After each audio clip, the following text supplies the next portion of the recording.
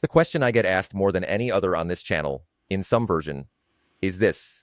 I want to do what you talk about, and I understand why it matters. But I don't have a lot of money to spend. So where do I start? It's a great question, and I get asked it constantly. So today I'm answering it as completely and specifically as I can. $200. That's the budget I set for this video. The question I asked myself was simple.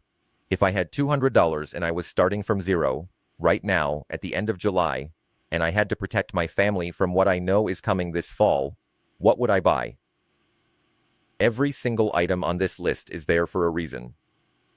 Not because it's a staple I vaguely think is important that doesn't make the cut. This specific summer, with this specific set of supply issues, pressures, and data points, is what makes each item worth your first $200. If you've watched this channel at all over the last few months, you've heard me talk about the wheat crop, El Nino, beef prices, the tariff lag on canned goods, falling grocery unit sales, all of it. Today I'm distilling that into a shopping list. Specific items, specific quantities, specific prices, and specific reasoning. Let's get into it. Before I go through the list, I want to explain how I made these choices, because understanding the framework will help you adapt it to your own household. If you don't use one of these particular items, that's fine if it doesn't fit how you cook.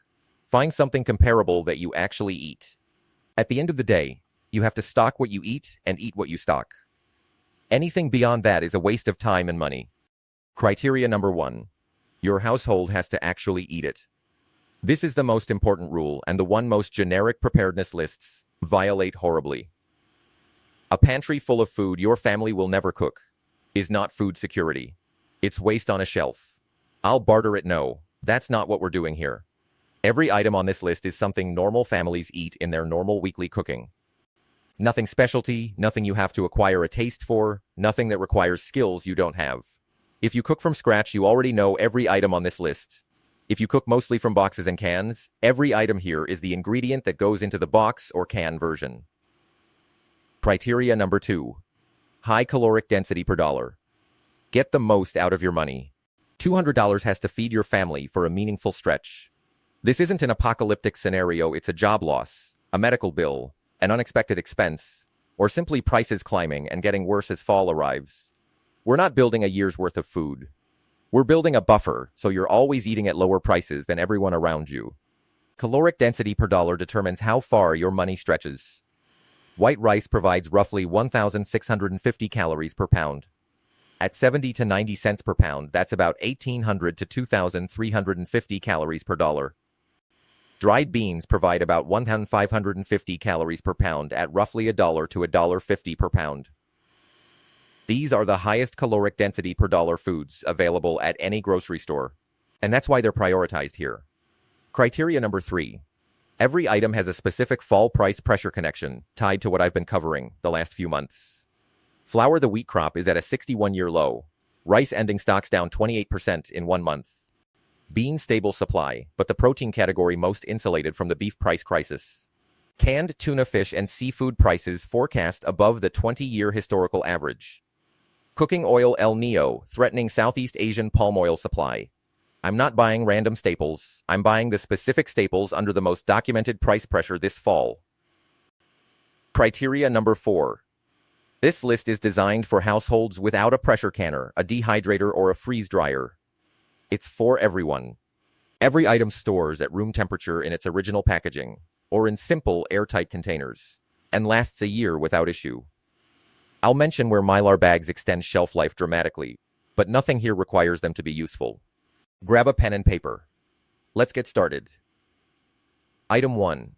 White rice, 20 pounds. Cost, $14 to $18. Rice is the single highest caloric density per dollar food at any grocery store. 20 pounds of white rice is approximately 33,000 calories, enough to provide significant caloric coverage for a family of 4 for 2 to 3 weeks.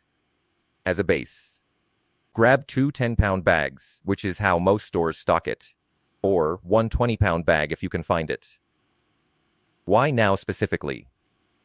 Uzda rice ending stocks dropped 28% in 1 month this July. Domestic supply is tighter than it was 30 days ago, combined with El Nino threatening Southeast Asian rice production, the world's primary exporting region. If you eat rice, stock it now. Store it in the original bag in a cool, dark pantry. White rice lasts 2 to 4 years as is, or 25 years sealed in Mylar with an oxygen absorber. That's optional here. This isn't long-term storage. It's meant to be used within the year. Buy it at Walmart, Aldi, Costco, Sam's Club, or a restaurant supply store. Store brand is nutritionally identical to name brand. It's rice, don't overthink it. Item 2, rolled oats, 10 pounds. Cost, $8 to $12. Oats are your second highest caloric density per dollar food.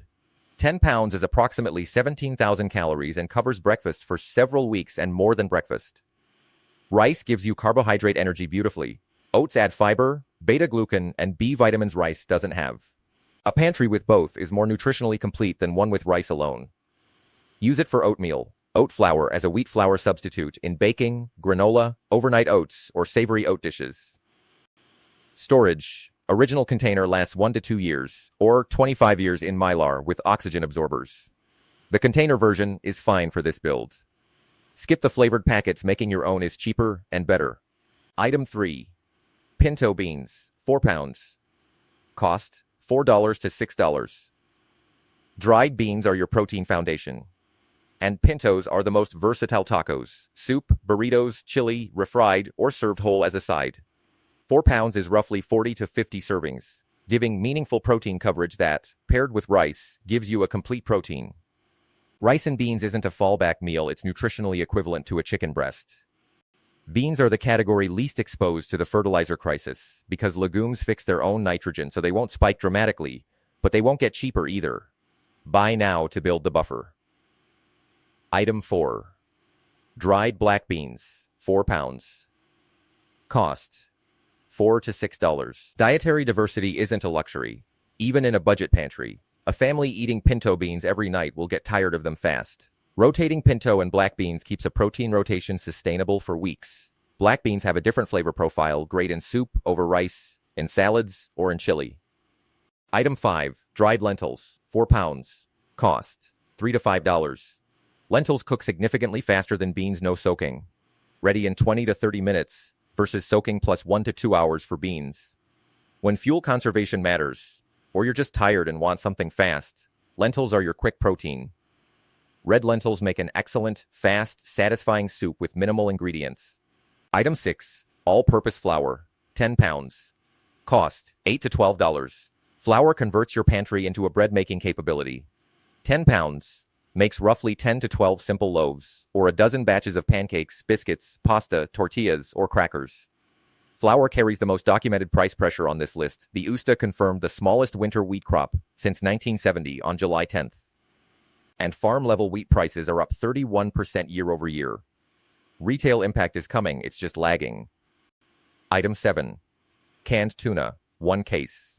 Cost, $18 to $28. Tuna is your highest protein per dollar shelf-stable item, lasting 2 to 3 years or beyond. A 5-ounce can contains roughly 25 grams of complete protein. At roughly $1 to $1.25 per can, that's the lowest cost per gram of complete protein at any grocery store, beating even rice and beans. A full case provides 24 complete protein meals for 2 to 4 people, and buying by the case hits a per-unit price break. Check Sam's Club, Costco, or restaurant supply stores. Why now? The USDA specifically forecasts fish and seafood prices to outpace the 20-year historical average in 2026, and the tariff lag on steel and aluminum canning completes this fall. Item 8. Peanut butter. 2 40-ounce jars. Cost, $12 to $18. Peanut butter is your highest caloric density. No cooked protein, no utensils needed beyond a spoon. Each jar is roughly 4,800 calories and 180 grams of protein. It's the item that feeds your family with zero participation required, no cooking, no power, nothing for the weeks when illness, an outage, or exhaustion makes cooking difficult. Original sealed jars last 1 to 2 years at room temperature. Natural varieties won't last as long as stabilized commercial ones, so factor that into which you buy. Item 9. Canned diced or crushed tomatoes, 1 case. Cost, $18 to $26. Canned tomatoes turn every other item on this list into an actual meal. Rice and beans with tomatoes is complete and satisfying. Pasta with tomatoes is dinner. Soup with tomatoes is dinner. Without them, your pantry is nutritionally complete but culinarily repetitive, and nobody wants that. Same case price logic as the tuna applies a case of 24 runs 75 cents to $1.10 per can, versus $1.29 to $2.49 for individual cans. Check Costco, Sam's Club, restaurant supply stores, or Amazon.